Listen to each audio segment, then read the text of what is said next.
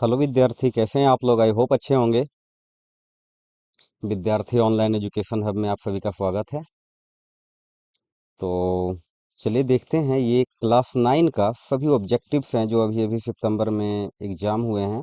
और यहाँ पे जो भी क्वेश्चंस हैं सभी को आंसर के साथ की फैक्ट एक्सप्लेनेशन के साथ बताने वाले हैं हम लोग। ठीक है, तो चलिए शुरू करते हैं।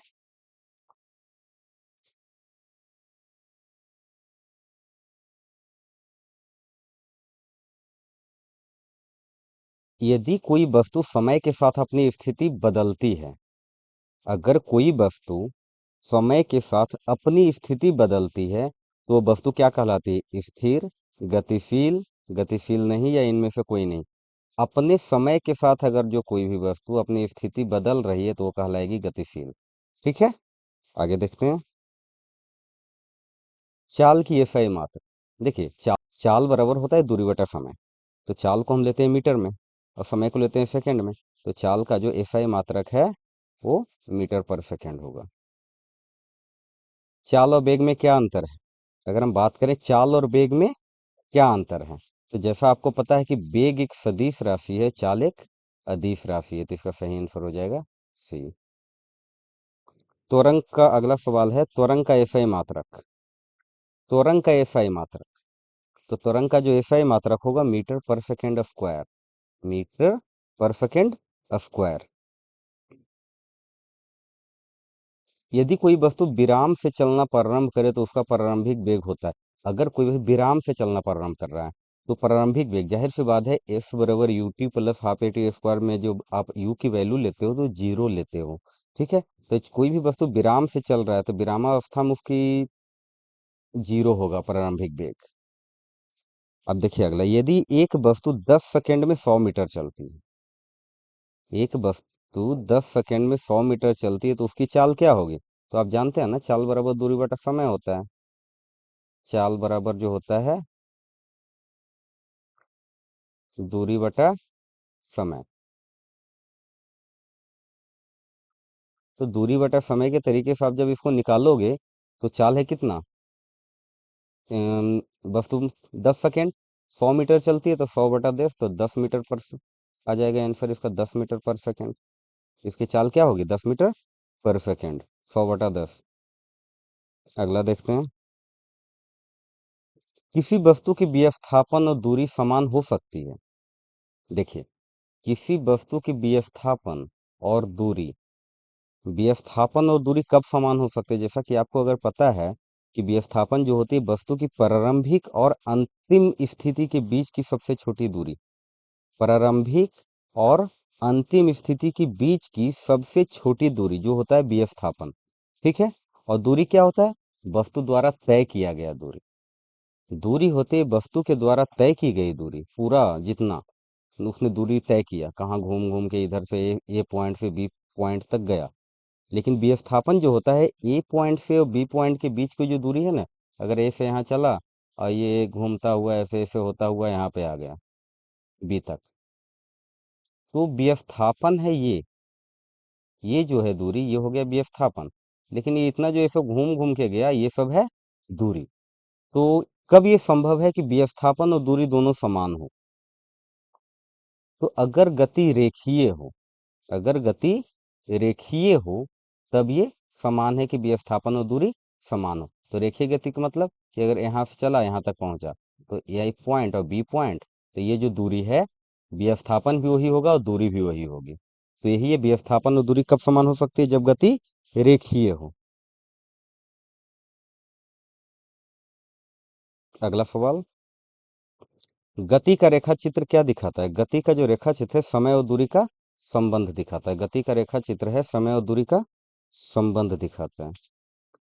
यदि कोई वस्तु वृत्ताकार गति में हो तो उसका वेग। देखिए, अगर कोई वस्तु कंटिन्यू वृत्ताकार गति में कर रहा है, वृत्ताकार गति में घूम रहा है, तो उसका जो है गति बदलता रहा, उसका जो है वेग बदलता रहता है, उसका वेग बदलता रहता है। 60 किलोमीटर पर आवर चाल का मान मीटर पर सेकेंड में क्या होगा? अब देखिए, 60 किलोमीटर पर आवर है तो मतलब पर किलोमीटर पर आवर, तो 60 को अगर हम गुना कर दीजिएगा आप, 1000 मीटर बराबर होता है 1 किलोमीटर। और यहाँ पे क्या आ जाएगा, मीटर पर सेकंड में, तो आवर में है, तो आवर को मिनट में बदलिए, फिर सेकेंड में बदलिए, तो 60 × 60 यानी कि 3600 से भाग दे दीजिए। और इसको आप अगर जो सोल्व कीजिएगा तो ये आ जाएगा 16.67।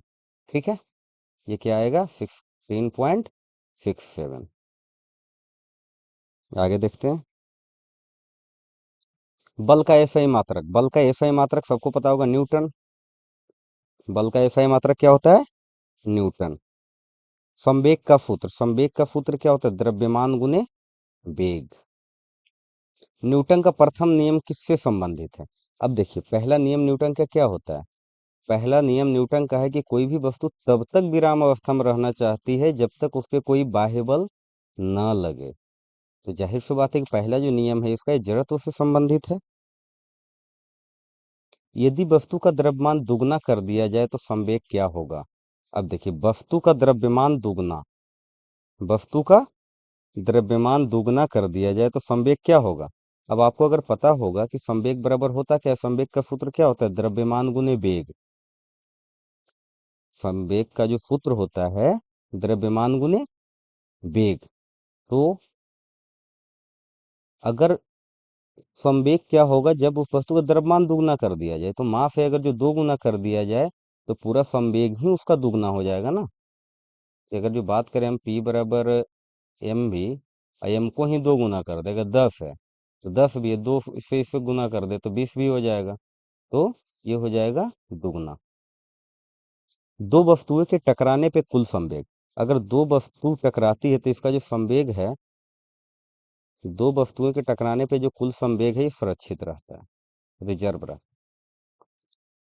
अगला सवाल, घर्षण एक उदाहरण है, घर्षण क्या चीज का उदाहरण है, स्थिर बल का, गैर संपर्क बल का, संपर्क बल का, या चुंबकीय बल का। तो यह है घर्षण संपर्क बल का, जब एक वस्तु दूसरे वस्तु के संपर्क में आता है तो उसका एक उदाहरण है घर्षण। रॉकेट का प्रक्षेपण किस नियम का अनुप्रयोग करता है, जब रॉकेट जब जाता है तो किस नियम का उपयोग करता है, प्रपल्सन। तो न्यूटन का प्रथम नियम, ये तो जड़त्व से रिलेटेड है। न्यूटन का द्वितीय नियम, ये मास पे डिपेंड करता है। न्यूटन का तृतीय नियम, तृतीय नियम क्या होता है न्यूटन का, क्रिया के बराबर विपरीत प्रतिक्रिया। तो जितने ही फोर्स से ईंधन जलाकर जब गैस को विपरीत दिशा में निकलती है गैस, जिससे रॉकेट आगे की ओर गति करता है।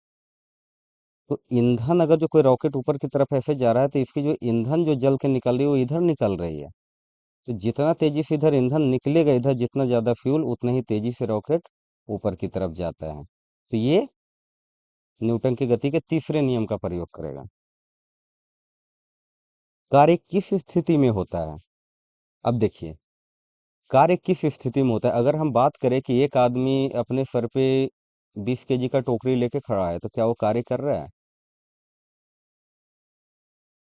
नहीं, वैसे में वो कार्य नहीं कर रहा होता है। लेकिन जब भी इसका संभव तभी होगा, जब भी कोई बल तब लगे जब उसमें विस्थापन हो, मतलब एक डिस्प्लेसमेंट आए, तभी कार्य संभव है। यानी कि कोई दूरी तय किया हो, या कोई उसकी जरूर वस्तु का लेफ्ट से राइट, राइट से लेफ्ट, कुछ भी उसकी विस्थापन हुआ हो, तभी वो कार्य किया होता है। चंद्रमा पे किसी वस्तु का भार पृथ्वी की तुलना में कितना होता है, तो चंद्रमा पे किसी वस्तु का भार जो है पृथ्वी की तुलना में 6 गुना होता है। अगला सवाल, किसी वस्तु का भार पृथ्वी के किस भाग पर अधिक होता है। देखिए, किसी वस्तु का भार जो है पृथ्वी के किस भाग पे अधिक होता है, वो होता है ध्रुवों पे अधिक होता है। देखिए अगला सवाल, गुरुत्वाकर्षण स्थिरांक, गुरुत्वाकर्षण स्थिरांक का मान क्या होता है। तो देखिए, गुरुत्वाकर्षण स्थिरांक का जो मान होता है 6.67 इंटू 10⁻11 न्यूटन मीटर स्क्वायर पर केजी स्क्वायर होता है। ठीक है,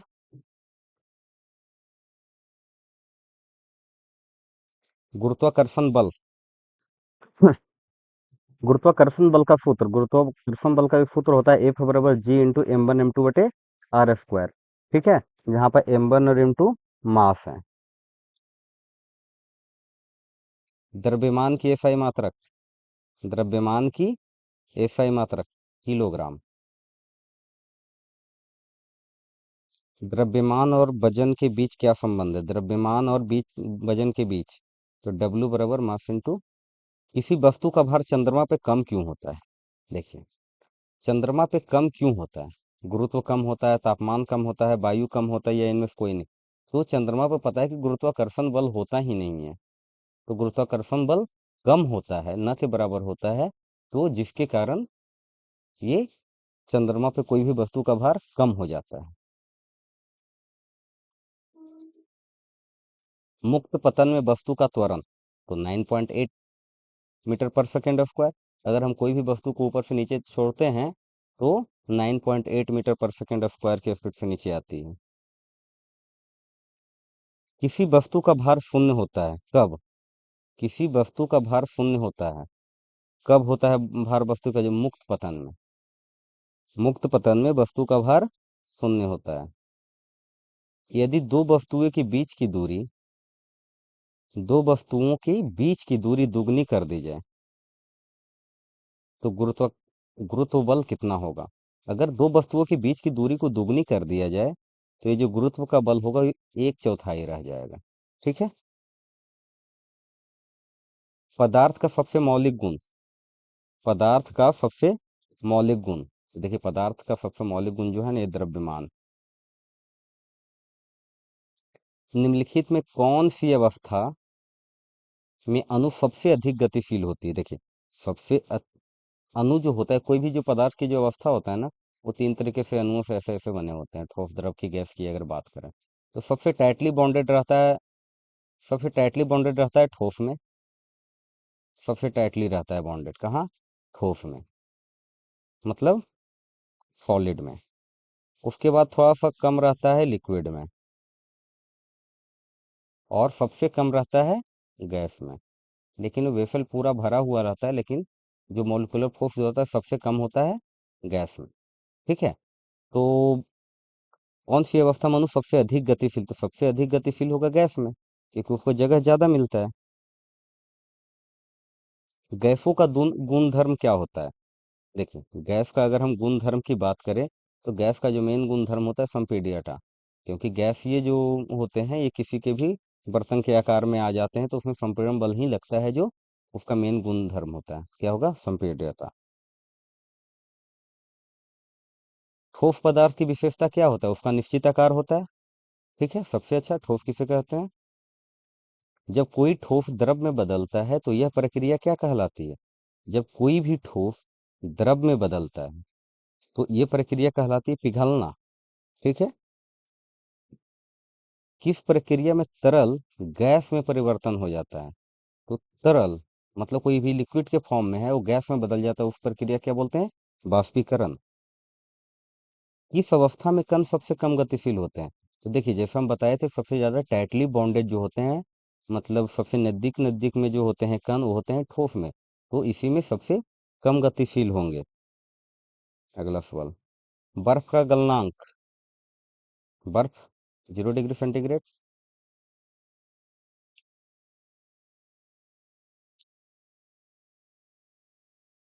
कौन संघनन का विपरीत है? संघनन के विपरीत कौन है? कंडेंसेशन के विपरीत जो है ये होता है वेपराइजेशन, बाष्पीकरण। उष्मा का ऐसा ही मात्रक होता है जूल। ऐसा ही मात्रक ऑफ हीट इज जूल। ठोसों के कणों में आकर्षण बल कैसा होता है? ठोसों के कणों में आकर्षण बल कैसा होता है? ये बहुत ज्यादा। पहले भी क्वेश्चन ऊपर भी था। आकर्षण बल मतलब ये था कि कौन ज्यादा आपस में घूम सकता है। निम्नलिखित में कौन ऊर्ध्व पाटज पदार्थ है? ऊर्ध्व पाटज, कपूर। वाष्पन की प्रक्रिया से उत्पन्न होती है क्या? गर्मी। जाहिर सी बात है, वाष्पन से की प्रक्रिया से गर्मी उत्पन्न होती है। शुद्ध पदार्थ क्या होता है? देखिए, पदार्थ की जो अवस्थाएं होती है, जो उसमें होता है एक शुद्ध पदार्थ, और ये तत्व यौगिक मिश्रण ऐसे हम लोगों ने पढ़ा हो, तो शुद्ध पदार्थ में होता है कि मतलब उसमें एक ही प्रकार के कण मिले हो, वैसे पदार्थ शुद्ध होते हैं, एक ही तरह का हो।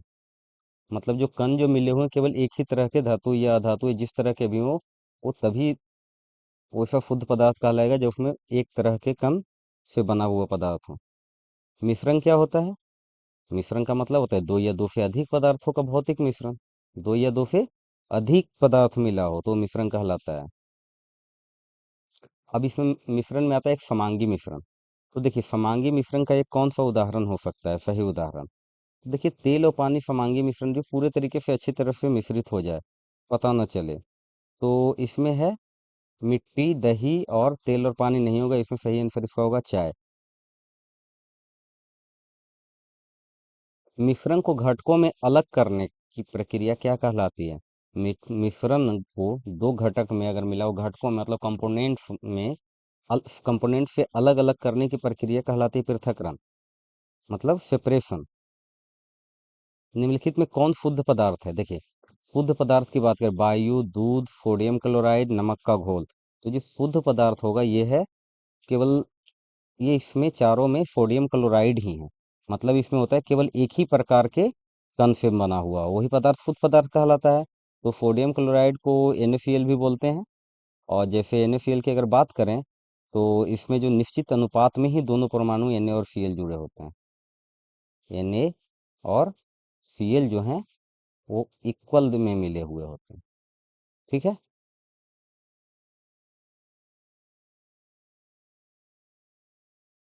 वाष्पीकरण का प्रयोग किस लिए किया जाता है? तो देखिए वाष्पीकरण का जो प्रयोग है ये किस लिए किया जाता है?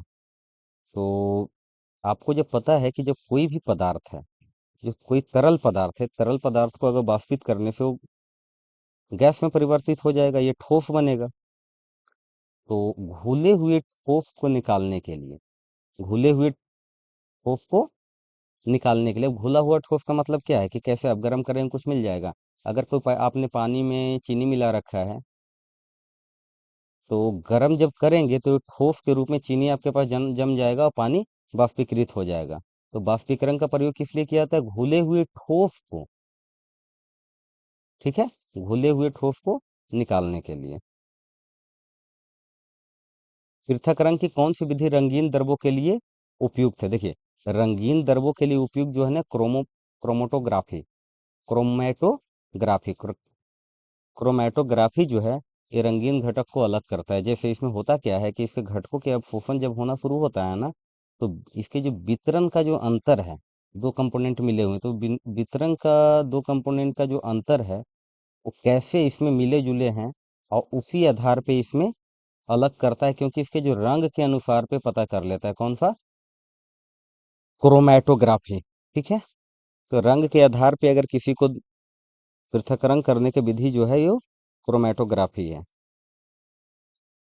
निस्यंदन किस प्रकार के मिश्रण के लिए युक्त है? ये ठोस और द्रव जब आपस में मिला हुआ हो तो इसमें निस्यंदन पृथक्करण करने के लिए बहुत अच्छा उपयुक्त है। तो अब मिश्रण के लिए क्या करता है ठोस और द्रव में? एक्चुअली फिल्टर का उपयोग करता है, जिसमें ठोस कण को द्रव से अलग करता है। कैसे? इसमें ठोस को अलग करता है। जैसे अगर उदाहरण की बात करें कि एक पानी लिया हुआ है, ठीक है, और पानी में कोई ठोस पदार्थ मिला हुआ है जो भौतिक रूप से दिख रहा है, तो जब भी हम पानी में चीज़ों को, इसको जब छान के जब अलग एक तरीके से अलग जब करते हैं फिल्टर करके, तो इसको फिल्टर करके चीज़ों को अलग करेंगे तो पानी अलग हो जाएगा, ठोस इसमें बच जाएगा। तो निस्यंदन जो प्रक्रिया है ये ठोस और द्रव के मिश्रण के लिए उपयुक्त है। कोलॉइड में कणों का आकार, कोलॉइड में जो कणों का आकार होता है ना, ये होता है लगभग 1 से लेके 1000 नैनोमीटर तक। कोलॉइड में कणों का आकार 1 से 1000 नैनोमीटर तक।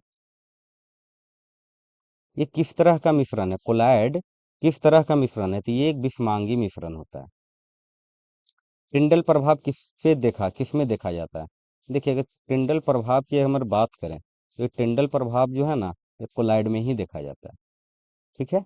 एक्चुअली ये ऐसी एक घटना है कि जिसमें ना प्रकाश को बिखेरा जाता है। टिंडल प्रभाव में एक प्रकाश को बिखेरा जाता है और इसमें मेन जो इसका प्रयोग होता है, प्रकाश की कोई भी लाइट एक दीजिए प्रकाश की, तो इस तरह से लाइट को जहाँ भी वो चीज़ें हैं वहाँ पे बिखेरा जाता है कोलाइडल में। और ये टिंडल इफेक्ट इसी को बोलते हैं, टिंडल प्रभाव। और इसमें क्या करता है ना, कोलाइड और विलयन में अंतर के लिए किया जाता है। मतलब इसमें देखा जाता है कि कोलाइडल में विलयन का और विलेय का मात्रा कैसा है। अब देखिए इसमें ठोस और द्रव का होता है कोलाइड, यही एक चीज़ है। ठीक है। तो इसका सही आंसर है टिंडल प्रभाव किस में देखा जाता है? तो कोलाइड में। अब देखिए अगला विलयन क्या है? तो बिलियन होता है एक समांगी मिश्रण। अब देखिए बिलियन के किस उपकरण के प्रयोग से टिंडल प्रभाव को देखा जा सकता है। देखिए ये सब जो है ना, सूर्य प्रकाश, लेजर बीम, हाथ का टॉर्च, ये सब वहां पे देते हैं। ये क्या करता है, प्रकाश को ना वितरित करता है। इसको हम नंगी आंखों से भी देख सकते हैं। ठीक है, इसको नंगी आंखों से भी देख सकते हैं, बस एक स्रोत चाहिए। एक उसको लाइट का या कोई चीज का प्रकाश का स्रोत चाहिए। तो ये टिंडल में जो ठोस के कण होते हैं ना, ये प्रकाश को वितरित कर देता है। जब इसमें पड़ता है प्रकाश तो इसको वितरित कर देता है, इधर उधर भेज देता है। ठीक है, प्रकीर्णन करता है इसमें। जीवन की मौलिक इकाई क्या है। देखिए जीवन की मौलिक इकाई की अगर बात करें तो जीवन की मौलिक इकाई क्या होती है, कोशिका। जीवन की मौलिक इकाई कोशिका है। कोशिका की खोज किसने की थी, सब लोग को पता है, रॉबर्ट हुक। कब की थी इन्होंने, तो 1165 में। 1165 में इन्होंने खोज की थी। किसने खोज की थी, रॉबर्ट हुक ने। अगला देखते हैं, कोशिका सिद्धांत किसने प्रस्तावित किया था। देखिए ये कोशिका का जो सिद्धांत जो है ना, स्वान और स्लाइडन ने किया था। कब किया था, 1838 1839 में। 1838 से 1839 के बीच में। 1838 से 39 में किया था एक्चुअली। कोशिका झिल्ली का क्या कार्य है। देखिए कोशिका जो झिल्ली होती है उसका क्या कार्य होता है, ये परिवहन को नियंत्रण करता है। मतलब कोशिका जो है कि अंदर और बाहर के जो पदार्थों के परिवहन होता है उसको नियंत्रित करता है। और इसमें ये क्या करता है, कोशिका झिल्ली ये कुछ पदार्थ को अंदर आने या बाहर जाने की अनुमति देता है और कुछ को नहीं देता है। तो ये कोशिका झिल्ली जो है ये परिवहन को नियंत्रण करता है। जो जरूरत की होते हैं उसको अंदर आने देता है पदार्थ को, जो जो जो जरूरत के नहीं होते हैं उनको नहीं आने देता है। किस कोशिका अंगक को कोशिका का शक्ति घर कहा जाता है, पावर हाउस। पावर हाउस किसको कहा जाता है, माइक्रोकॉन्ड्रिया को। इसका काम क्या होता है, कोशिका के लिए ऊर्जा का उत्पादन करना। कोशिका के लिए ऊर्जा का उत्पादन कौन करता है, माइक्रोकॉन्ड्रिया। इसे पावर हाउस भी इसीलिए बोला जाता है, शक्ति घर। लाइसोसोम को किस नाम से जाना जाता है, तो लाइसोसोम को ही तो बोलते हैं आत्महत्या की थैली। आत्महत्या की थैली। पादप कोशिका में कौन सा अंगक बड़ा होता है। पादप कोशिका में कौन सा अंगक बड़ा होता है, तो रसधानी। पादप कोशिका में रसधानी जो है ये सबसे बड़ा अंग होता है। ये इसका मेन जो काम है ना, कोशिका के अंदर ये जल, लवण और अन्य पदार्थों को संग्रहित करता है। ठीक है, ये क्या करता है, कोशिका के अंदर जल, लवण और जरूरी के पदार्थों को ये संग्रहित करके रखता है। क्लोरोप्लास्ट का कार्य, क्लोरोप्लास्ट देखिए क्लोरोप्लास्ट का मेन कार्य क्या होता है, प्रकाश संश्लेषण। अब देखिए अगर इसमें होता क्या है, क्लोरोप्लास्ट में ये क्लोरोफिन होता है, सूर्य के प्रकाश से कार्बन डाइऑक्साइड और जल से ग्लूकोज बनाते हैं। तो क्लोरोप्लास्ट का कार्य होता है प्रकाश संश्लेषण। कोशिका में प्रोटीन संश्लेषण कहाँ होता है।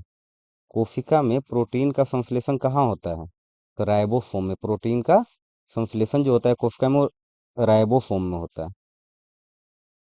कोशिका का नियंत्रण केंद्र कौन सा होता है, कोशिका का जो नियंत्रण केंद्र होता है वो नाभिक होता है। जंतु उत्तक का अध्ययन क्या कहला, देखिए जंतु उत्तक का अध्ययन, जो जंतु उत्तक के बारे में पढ़े उसे हिस्टोलॉजी बोला जाता है।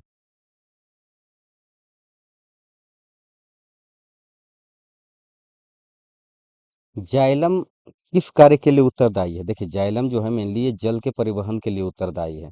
जाइलम जल के परिवहन के लिए उत्तरदायी है। एक्चुअली होता क्या है, ये जल में ना एक प्रकार के एक उत्तक है जिसका मेन काम होता है ना कि दृढ़ता प्रदान करता है।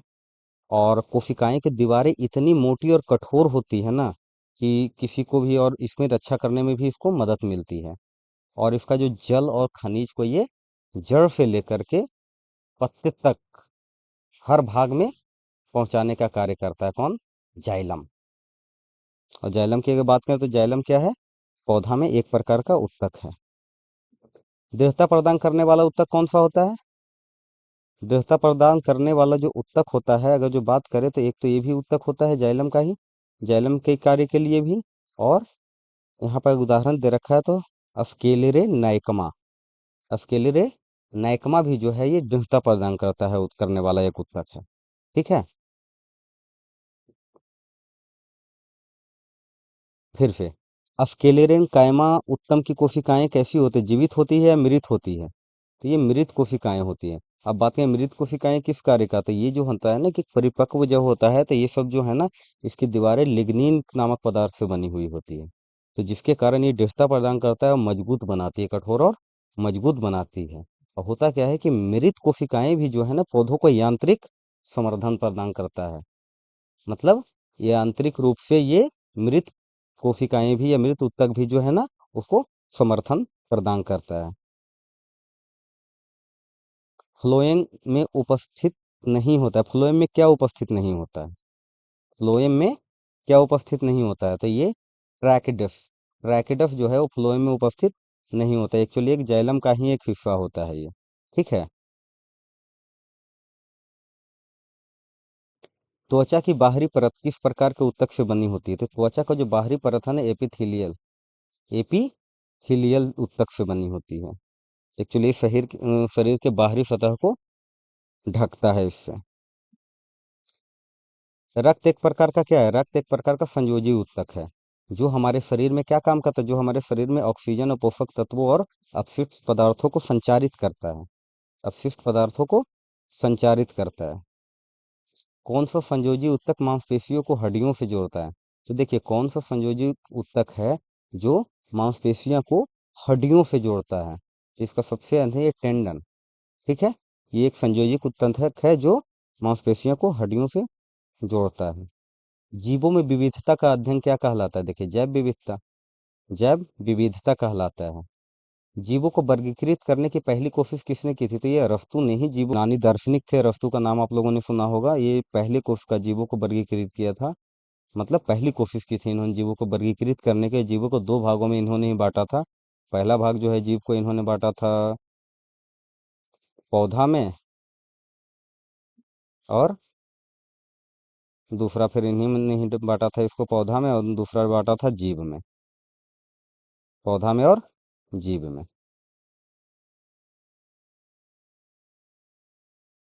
और फिर जीव को इन्होंने दो तरीके से बांट दिया था जीव को। एक बांट दिया था रक्त वाले और एक बिना रक्त वाले जीव। ठीक है।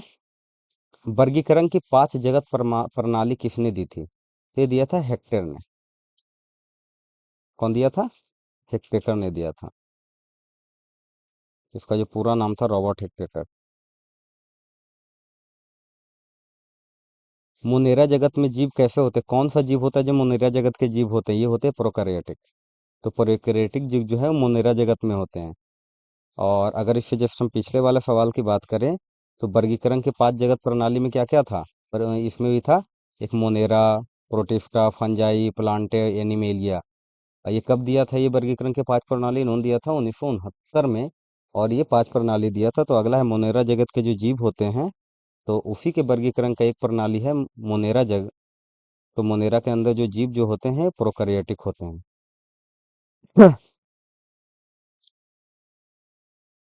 फंजाई में पोषण का तरीका। अब देखिए फंजाई में अगर हम पोषण की तरीका की बात करें, नए तरीका ये परपोषी है। ये दूसरे मृत जीवों के ऊपर आश्रित होता है फंगी। ठीक है। प्रोटिस्टा जीव होते हैं, प्रोटिस्टा जो जीव होते हैं ये बहुकोशिकीय जीव होते हैं। प्रोटिस्टा, प्रोटिस्टा होते हैं बहुकोशिकीय जीव। फर्न किस श्रेणी में आता है? तो फर्न जो आता है टेरे, इसमें आता है टेरिडोफाइटा। टेरिडोफाइटा के अंदर फर्न आता है। एक्चुअली बीजाणु द्वारा प्रजनन करने की विधि है टेरिडोफाइटा। फिलेटेट्रा में विशेष अंग कौन से होते हैं? तो इसका जो विशेष अंग होता है निमाटोसिस्ट। फिलेटेट्रा में विशेष अंग होता है ये निमाटोसिस्ट, क्योंकि ये जो फिलेटेट्रा है ये विशेष प्रकार का एक कोशिका होता है। ठीक है। तो इसके आगे शॉर्ट आंसर क्वेश्चन है। चलिए, तो ये समाप्त हुआ। और आप सभी से एक रिक्वेस्ट है कि सभी अपने दोस्तों में इस चीज़ों को भेजें और इस क्वेश्चन को या बार बार प्रैक्टिस करें, 2 से 3 बार इसको वीडियो को देखें। इससे आपको जो है ना ये सारे ऑब्जेक्टिव्स याद हो जाएंगे। केवल ऑब्जेक्टिव्स इससे याद नहीं होंगे, 80 ऑब्जेक्टिव अगर ये हैं तो 80 ऑब्जेक्टिव और भी आपको याद हो जाएंगे। क्योंकि जो इसी ऑब्जेक्टिव को मैंने एक्सप्लेन किया है तो लगभग वहाँ पे कुछ पॉइंट और भी क्लियर हो जाएंगे। ठीक है। तो आज के लिए इतना ही। धन्यवाद। Thank you.